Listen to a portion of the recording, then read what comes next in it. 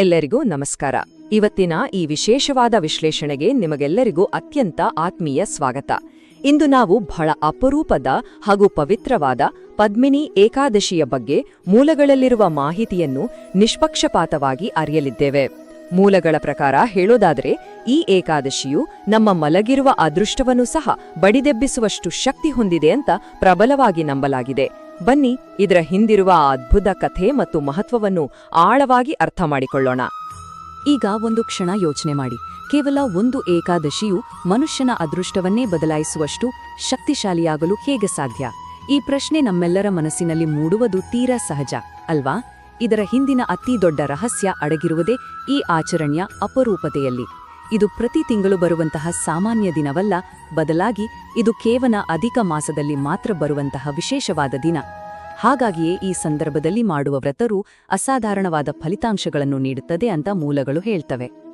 ಮೊದಲನೆಯದಾಗಿ ಈ ಪದ್ಮಿನಿ ಏಕಾದಶಿಯ ವಿಶೇಷ ಮಹತ್ವ ಏನು ಅನ್ನೋದನ್ನ ನೋಡೋಣ. ಹಿಂದೂ ಧರ್ಮದಲ್ಲಿ ಪ್ರತಿ ಏಕಾದಶಿಗೂ ಅದರದ್ದೇ ಆದ ಒಂದು ಪ್ರಾಮುಖ್ಯತೆ ಇದೆ.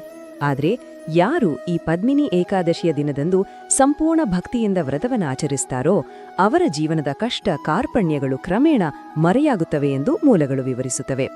ಇದು ಬರೀ ಒಂದು ಉಪವಾಸ ಖಂಡಿತ ಅಲ್ಲ, ಬದಲಾಗಿ ಮನಸ್ಸಿಗೆ ನೆಮ್ಮದಿ ಮತ್ತು ಮನೆಗೆ ಸುಖ ಶಾಂತಿಯನ್ನು ತರುವ ಒಂದು ಪ್ರಬಲವಾದ ಸಾಧನ. ಸರಿ, ಈಗ ನೇರವಾಗಿ ವಿಷಯಕ್ಕೆ ಬರೋಣ. ಈ ಅಧಿಕ ಮಾಸ ಅಂದರೆ ಏನು? ಅಧಿಕ ಮಾಸ ಅಂದ್ರೆ ನಮ್ಮ ಹಿಂದೂ ಕ್ಯಾಲೆಂಡರ್ನಲ್ಲಿ ಬರುವ ಹೆಚ್ಚುವರಿ ಚಂದ್ರಮಾಸ. ಇದು ಈ ಏಕಾದಶಿಯನ್ನು ಅಕ್ಷರಶಃ ಅತಿ ವಿರಳ ಮತ್ತು ಪೂಜನೀಯವನ್ನಾಗಿಸುತ್ತದೆ. ಈ ನಿರ್ದಿಷ್ಟವಾದ ಮತ್ತು ಅಪರೂಪದ ಸಮಯವೇ ನಾವು ಮುಂದೆ ಕೇಳಲಿರುವ ಆಕರ್ಷಕ ಪೌರಾಣಿಕ ಕಥೆಯ ಪ್ರಮುಖ ಹಿನ್ನೆಲೆಯಾಗಿ ನಿಲ್ಲುತ್ತದೆ. ವಿಭಾಗ 2: ರಾಜನ ತಪಸ್ಸು ಮತ್ತು ನಿರಾಸೆ. ಮೂಲಗಳ ಪ್ರಕಾರ ಬಹಳ ಹಿಂದಿನ ಕಾಲದಲ್ಲಿ ಪೃಥ್ವಿವೀರ್ ಎಂಬೊಬ್ಬ ಮಹಾನ್ ರಾಜನಿದ್ದನು. ಆತನಿಗೆ ಯಾವುದಕ್ಕೂ ಕಮ್ಮಿ ಇರಲಿಲ್ಲ.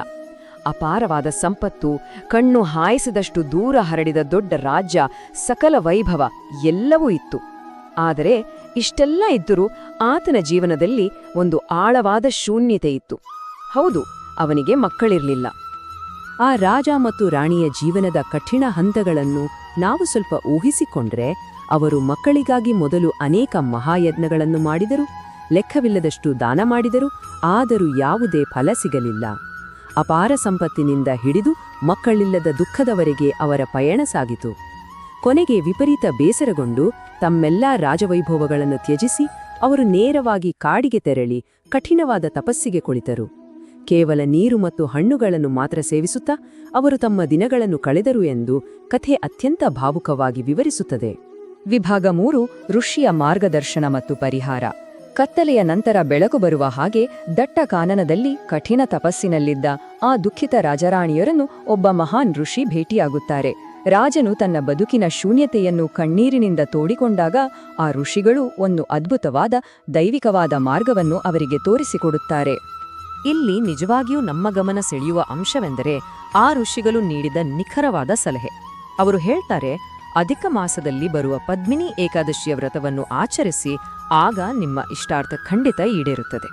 ಇದು ಕೇವಲ ಒಂದು ಕ್ಯಾಶುವಲ್ ಸಲಹೆಯಾಗಿರಲಿಲ್ಲ, ಬದಲಾಗಿ ರಾಜನ ಮಕ್ಕಳಿಲ್ಲದ ಕೊರಗನ್ನು ಶಾಶ್ವತವಾಗಿ ನೀಗಿಸಲು ನೀಡಲಾದ ಅಂತಿಮ ದೈವಿಕ ಪರಿಹಾರವಾಗಿ ಮೂಲಕಥೆಯಲ್ಲಿ ಬಿಂಬಿತವಾಗಿದೆ. ವಿಭಾಗ 4: ರಾಣಿಯ ಭಕ್ತಿಪೂರ್ವಕ ವ್ರತ. ಋಷಿಗಳ ಮಾತನ್ನು ಕೇಳಿದ ಮೇಲೆ ರಾಣಿಯು ಎಷ್ಟೊಂದು ಶ್ರದ್ಧೆಯಿಂದ ಈ ಪರಿಹಾರವನ್ನು ತನ್ನ ಜೀವನದಲ್ಲಿ ಅಳವಡಿಸಿಕೊಂಡ್ಲು ಅನ್ನೋದನ್ನ ನಾವಿಲ್ಲಿ ನೋಡಬಹುದು. ಇದು ಕೇವಲ ಹೆಸರಿಗೆ ಮಾಡಿದ ಆಚರಣೆಯಾಗಿರಲಿಲ್ಲ, ಬದಲಾಗಿ ಅವಳ ಆಳವಾದ, ನೈಜ ಮತ್ತು ಕಲ್ಮಶವಿಲ್ಲದ ಶುದ್ಧ ಭಕ್ತಿಯ ಸಂಕೇತವಾಗಿತ್ತು. ರಾಣಿಯ ಆ ಭಕ್ತಿಯ ಪ್ರಕ್ರಿಯೆಯನ್ನು ಮೂಲಗಳು ಅತ್ಯಂತ ಅದ್ಭುತವಾಗಿ ವಿವರಿಸುತ್ತವೆ. ಅವಳು ಮುಂಜಾನೆಯೇ ಎದ್ದು ಶುದ್ಧಳಾಗಿ ಸ್ನಾನ ಮಾಡಿ ಮಂಗಳಕರವಾದ ಹಳದಿ ವಸ್ತ್ರವನ್ನು ಧರಿಸಿದಳು. ಆಮೇಲೆ ತುಪ್ಪದ ದೀಪವನ್ನು ಬೆಳಗಿ ತುಳಸಿಯನ್ನು ಅರ್ಪಿಸುತ್ತಾಳೆ.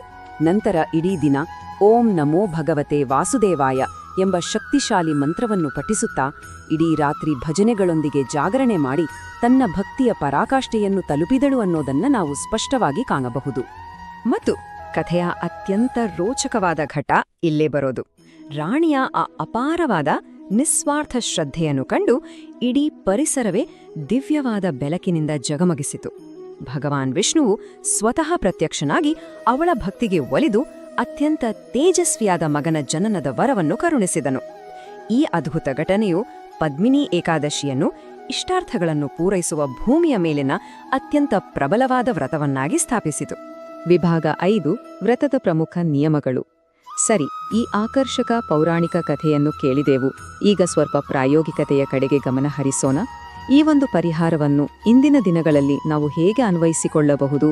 ಇದಕ್ಕೆ ಕೆಲವು ನಿರ್ದಿಷ್ಟವಾದ ಮತ್ತು ಸರಳವಾದ ಮಾರ್ಗಸೂಚಿಗಳನ್ನು ಮೂಲಗಳು ನಮಗೆ ನೀಡುತ್ತವೆ. ಇಲ್ಲಿ ಮುಖ್ಯವಾಗಿ ಸೂಚಿಸಿರುವ ದಾನಗಳನ್ನು ನಾವು ಗಮನಿಸಲೇಬೇಕು. ನಿರ್ಗತಿಕರಿಗೆ ಆಹಾರ ನೀಡುವುದು, ಹಳದಿ ವಸ್ತ್ರಗಳು, ಬಾಳೆಹಣ್ಣು ಮತ್ತು ಹಳದಿ ಸಿಹಿ ತಿಂಡಿಗಳನ್ನು ಹಂಚುವುದು ಬಹಳ ಶ್ರೇಷ್ಠವೆಂದು ಇಲ್ಲಿ ಹೇಳಲಾಗಿದೆ. ಹಾಗೆಯೇ ದೀಪ ಬೆಳಗುವುದು ಮತ್ತು ತುಳಸಿ ಗಿಡವನ್ನು ದಾನ ಮಾಡುವುದಕ್ಕೂ ವಿಶೇಷ ಒತ್ತು ನೀಡಲಾಗಿದೆ. ನೀವು ಗಮನಿಸಿದ್ರೆ ಈ ಪಟ್ಟಿಯಲ್ಲಿ ಹಳದಿ ಬಣ್ಣದ ಪುನರಾವರ್ತಿತ ಬಳಕೆಯನ್ನು ಮತ್ತು ಕಷ್ಟದಲ್ಲಿರುವವರಿಗೆ ಸಹಾಯ ಮಾಡುವ ಪ್ರಾಮುಖ್ಯತೆಯನ್ನು ನಾವು ಸ್ಪಷ್ಟವಾಗಿ ಕಾಣಬಹುದು. ಆದರೆ ಇಲ್ಲಿನ ಅತಿ ಮುಖ್ಯವಾದ ಪಾಯಿಂಟ್ ಏನಪ್ಪಾ ಅಂದ್ರೆ, ಕೇವಲ ದಾನ ಮಾಡುವುದಷ್ಟೇ ಮುಖ್ಯವಲ್ಲ, ಕಡ್ಡಾಯವಾಗಿ ಮಾಡಬೇಕಾದ ಮತ್ತು ಮಾಡಬಾರದ ಕೆಲಸಗಳ ನಡುವಿನ ವ್ಯತ್ಯಾಸವನ್ನು ನಾವು ಅರಿಯಬೇಕು. ದಾನ ಮತ್ತು ಶುದ್ಧ ಭಕ್ತಿಯ ಜೊತೆಗೆ ಇತರರನ್ನು ಅವಮಾನಿಸದಿರುವುದು, ಸುಳ್ಳು ಹೇಳದಿರುವುದು, ಕೋಪಗೊಳ್ಳದಿರುವುದು ಮತ್ತು ತಾಮಸಿಕ ಆಹಾರದಿಂದ ದೂರವಿರುವುದು ಕೂಡ ಅತ್ಯಗತ್ಯ. ಅಂದ್ರೆ ನಮ್ಮ ಬಾಹ್ಯ ಆಚರಣೆಗಳಷ್ಟೇ ನಮ್ಮ ಆಂತರಿಕ ಶುದ್ಧಿಗೂ ಮೂಲವಸ್ತುವು ಸಮಾನವಾದ ಪ್ರಾಮುಖ್ಯತೆಯನ್ನು ನೀಡಿದೆ. ಇದನ್ನೆಲ್ಲ ನೋಡಿದಾಗ ಒಂದು ಅದ್ಭುತವಾದ ಸಾಲು ನೆನಪಿಗೆ ಬರುತ್ತದೆ. ದೇವರು ಕೇವಲ ವ್ರತವನ್ನಷ್ಟೇ ಅಲ್ಲ, ಭಕ್ತನ ಮನಸ್ಸನ್ನು ನೋಡುತ್ತಾನೆ. ಹೌದು, ನಾವೆಷ್ಟೇ ಕಠಿಣವಾದ ಉಪವಾಸಗಳನ್ನು ಮಾಡಿರಬಹುದು, ಎಷ್ಟೇ ದಾನಗಳನ್ನು ಮಾಡಿರಬಹುದು, ಆದರೆ ಅದರ ಹಿಂದಿರುವ ನಮ್ಮ ನೈಜ ಉದ್ದೇಶ ಮತ್ತು ಮನಸ್ಸಿನ ಶುದ್ಧತೆಯೇ ಅಂತಿಮವಾಗಿ ನಿರ್ಣಾಯಕವಾಗುತ್ತದೆ ಎಂಬುದನ್ನು ನಿಷ್ಪಕ್ಷಪಾತವಾಗಿ ಈ ಇಡೀ ಕತೆ ನಮಗೆ ಮನವರಿಕೆ ಮಾಡಿಕೊಡುತ್ತದೆ. ಅಂತಿಮವಾಗಿ ಈ ವಿಶ್ಲೇಷಣೆಯ ಕೊನೆಯಲ್ಲಿ ನಿಮ್ಮೆಲ್ಲರಿಗೂ ಒಂದು ಆಳವಾದ ಪ್ರಶ್ನೆಯನ್ನು ಕೇಳುತ್ತಾ ಮುಕ್ತಾಯಗೊಳಿಸುತ್ತಿದ್ದೇನೆ. ಒಂದು ಕ್ಷಣ ಯೋಚಿಸಿ, ನಿಜವಾದ ನಂಬಿಕೆ ಮತ್ತು ತಾಳ್ಮೆಯು ನಮ್ಮ ಜೀವನದ ಅತಿ ದೊಡ್ಡ ಸವಾಲುಗಳನ್ನು ನಿಜವಾಗಿಯೂ ಜಯಿಸಲು ಸಾಧ್ಯವೇ? ಪದ್ಮಿನಿ ಏಕಾದಶಿಯ ಈ ಅದ್ಭುತ ಕಥೆ ಅಚಲವಾದ ಭಕ್ತಿಯ ಶಕ್ತಿ ಮತ್ತು ತಾಳ್ಮೆಯ ಫಲದ ಬಗ್ಗೆ ನಮ್ಮೆಲ್ಲರನ್ನೂ ಖಂಡಿತ ಆಳವಾದ ಚಿಂತನೆಗೆ ಹಚ್ಚುತ್ತದೆ ಅಲ್ವಾ? ಈ ವಿಶೇಷವಾದ ವಿಶ್ಲೇಷಣೆ ನಿಮ್ಮೆಲ್ಲರಿಗೂ ಉಪಯುಕ್ತವಾಗಿದೆ ಅಂತ ಭಾವಿಸುತ್ತೇನೆ. ನಮ್ಮೊಂದಿಗೆ ಇದುವರೆಗೂ ಜೊತೆಯಾಗಿದ್ದಕ್ಕಾಗಿ ನಿಮ್ಮೆಲ್ಲರಿಗೂ ತುಂಬು ಹೃದಯದ ಧನ್ಯವಾದಗಳು.